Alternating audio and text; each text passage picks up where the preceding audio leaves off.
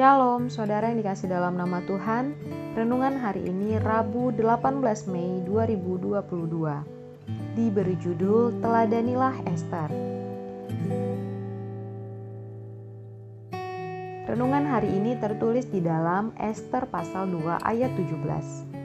Maka Ester dikasihi oleh Baginda lebih daripada semua perempuan lain, dan ia beroleh sayang dan kasih Baginda lebih daripada semua anak darah lain, sehingga Baginda mengenakan mahkota kerajaan ke atas kepalanya dan mengangkat dia menjadi ratu gantikan Wasti.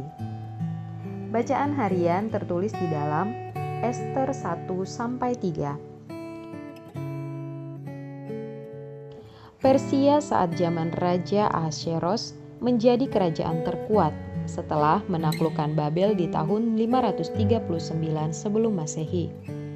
Raja Persia tersebut menguasai 127 daerah dari India sampai Ethiopia, meliputi 3 benua, Asia, Afrika, dan Eropa.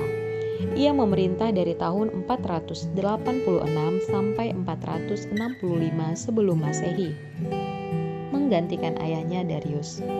Pada saat hari terakhir acara perjamuan besar untuk memamerkan kekayaan dan kemuliaan kerajaan, Ratu Wasti sang permaisuri akhirnya dicopot kedudukannya karena menolak permintaan raja yang waktu itu sedang dikuasai anggur untuk tampil di hadapan semua orang. Kemudian diadakan seleksi untuk mencari calon permaisuri bagi raja.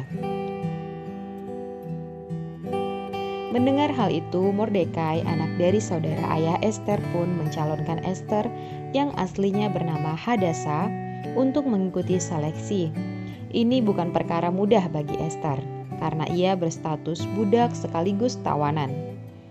Tambah lagi, ia keturunan dari bangsa Yahudi, bangsa jajahan Raja Ahasveros. Akhirnya Ester terpilih menjadi permaisuri, bahkan sebagai penolong bangsanya. Beberapa prinsip yang dapat kita pelajari dari Ratu Ester terkait bagaimana proses Ester mempersiapkan diri dari seorang anak yatim piatu sehingga akhirnya menjadi seorang permaisuri, yaitu yang pertama, Ester memiliki hati dan kepribadian yang baik. Alkitab mengatakan bahwa di mata Hagai, penjaga para perempuan, Ester terlihat sangat baik dan menimbulkan kasih sayangnya.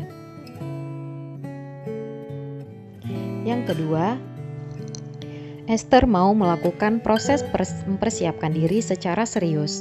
Ketika Ester sudah terpilih menjadi salah satu kandidat permaisuri, ia dirawat selama 12 bulan hanya untuk memakai wangi-wangian. Yang ketiga, Ester memiliki penguasaan diri. Ketika seorang gadis akan dibawa masuk untuk menghadap raja, maka ia dapat meminta apapun dan semua yang diminta akan diberikan kepadanya. Ester tidak menghendaki sesuatu apapun selain daripada yang dianjurkan oleh Hegai, sida-sida raja, penjaga para perempuan, dan hal tersebut dapat menimbulkan kasih sayang pada semua orang yang melihat dia.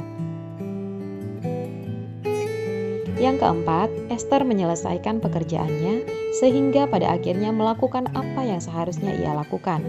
Ketika ia masuk menghadap raja, ia melakukan tugasnya dengan baik, sehingga Raja Ahasveros pun berkenan kepada Ester dan mengaruniakan mahkota permaisuri kepada Ester. Yang kelima, Ester memiliki dampak positif bagi orang lain. Ester memiliki pengaruh positif bagi dirinya dan juga Mordekai atau bangsa Yahudi.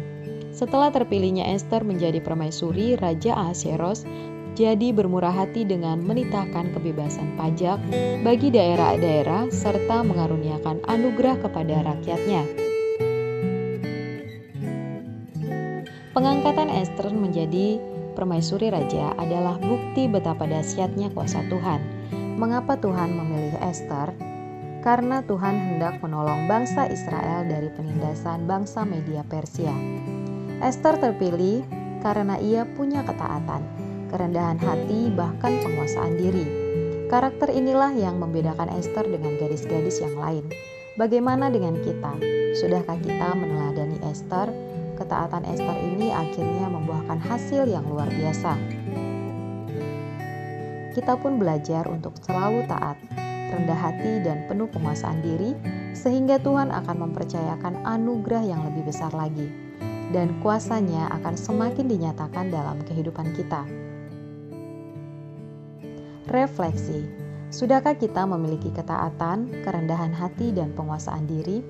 Marilah kita introspeksi terhadap diri kita masing-masing agar kita bisa menjadi seperti Ester yang menjadi berkat bagi bangsanya.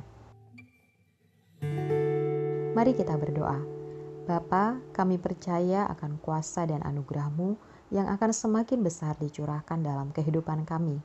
Ketika kami mau belajar taat dan rendah hati, dapat menguasai diri seperti hamba-Mu, Ester yang selalu mengikuti jalan-jalan-Mu. Hanya dalam nama Tuhan Yesus. Amin. Power Statement. Keangkuhan merendahkan orang, tetapi orang yang rendah hati menerima pujian. Amsal 29 ayat 23.